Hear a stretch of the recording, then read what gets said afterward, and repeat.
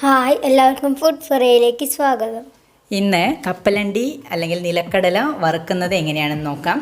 അപ്പോൾ ഞാനിവിടെ കുറച്ച് നിലക്കടല എടുത്ത് വെച്ചിട്ടുണ്ട്. അപ്പോൾ നമുക്ക് ആദ്യം വേണ്ടത് ഇത് നന്നായി ഒന്ന് കഴുകിയെടുക്കണം. കഴുകിയതിന് ശേഷം നമ്മൾ ഇതിലേക്ക് ആവശ്യമായ ഉപ്പ് പുരട്ടിയിട്ട് ഒരു 10 മിനിറ്റ് സമയം വെക്കണം.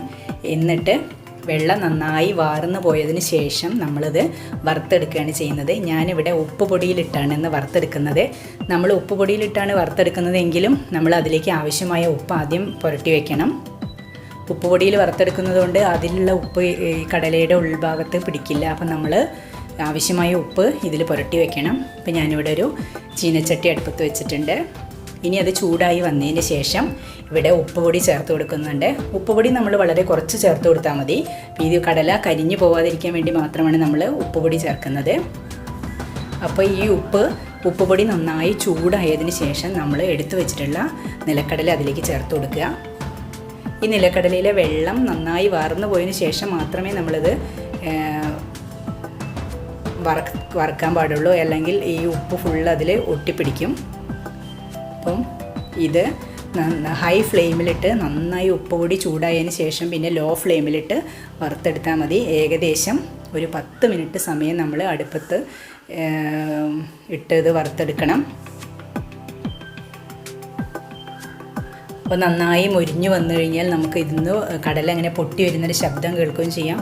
പിന്നെ നമ്മളിങ്ങനെ എടുത്ത് നോക്കിക്കഴിഞ്ഞാൽ കൈകൊണ്ടൊന്ന് അമർത്തി കഴിഞ്ഞാൽ അതിൻ്റെ തൊലി അടർന്നു പോകുന്നതും കാണാം. അപ്പോൾ നമുക്കിത് റെഡിയായി എന്ന് മനസ്സിലാക്കാം. അപ്പോൾ നമ്മൾ ഇനി ഒരു അരിപ്പ എടുത്തിട്ട് ഈ ഉപ്പ് പൊടിയിൽ നിന്നും ഇത് അരിച്ച് മാറ്റണം.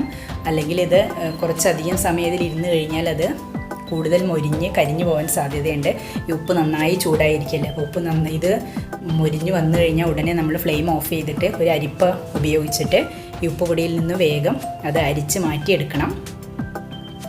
അപ്പം നമ്മൾക്ക് ഈ ഉപ്പ് പൊടി ഇനി അടുത്ത തവണ നമ്മൾ നിലക്കടല വറുക്കുമ്പോൾ നമുക്ക് ഉപയോഗിക്കാൻ വേണ്ടി മാറ്റി വയ്ക്കാൻ പറ്റും. വേറെ ആവശ്യങ്ങൾക്ക് ഈ ഉപ്പ് ഉപയോഗിക്കാൻ പറ്റില്ല. അപ്പം നമ്മൾ അടുത്ത തവണ വറുക്കുമ്പോൾ നമുക്കിത് വീണ്ടും ഉപയോഗിക്കാം. അപ്പം നിലക്കടല വറുക്കുന്നത് വളരെ ഈസിയാണ്. അപ്പോൾ എല്ലാവരും ഇത് ചെയ്ത് നോക്കണം. നമ്മുടെ കുട്ടികൾക്കൊക്കെ വേണ്ടി വറുത്ത് കൊടുക്കാൻ വളരെ ഈസിയാണ്. അപ്പോൾ നമ്മൾ കടയിൽ നിന്ന് വാങ്ങേണ്ട ആവശ്യമില്ല. ഇത് വളരെ ക്രിസ്പി ആയിട്ടിരിക്കുന്നുണ്ട്. അപ്പോൾ ഇതിങ്ങനെ നമുക്ക് തൊലി കളയാൻ കയ്യിലിട്ട് ഒന്ന് അമർത്തി കഴിഞ്ഞാൽ തന്നെ ഇതിൻ്റെ തൊലി അടർന്നു പോകുന്നതാണ്. അപ്പോൾ ഈ റെസിപ്പി എല്ലാവർക്കും ഇഷ്ടമായി എന്ന് വിചാരിക്കുന്നു. ഇഷ്ടമായിച്ചാൽ എല്ലാവർക്കും വീഡിയോ ഷെയർ ചെയ്ത് കൊടുക്കണം. ഞങ്ങളുടെ ചാനൽ സബ്സ്ക്രൈബ് ചെയ്യാൻ മറക്കരുത്. അതോടൊപ്പം തന്നെ നിങ്ങളുടെ ഫോണിൻ്റെ സ്ക്രീനിൽ കാണുന്ന ബെൽ ബട്ടൺ കൂടെ ഒന്ന് പ്രസ് ചെയ്യണം. എന്നാൽ ഞങ്ങൾ പുതിയ വീഡിയോസ് അപ്ലോഡ് ചെയ്യുമ്പോൾ അതിൻ്റെ നോട്ടിഫിക്കേഷൻ നിങ്ങൾക്ക് ലഭിക്കുകയുള്ളൂ. അപ്പം നിലക്കടല നമുക്ക് വളരെ ഈസി ആയിട്ട് വറുത്തെടുക്കാം. താങ്ക്സ്.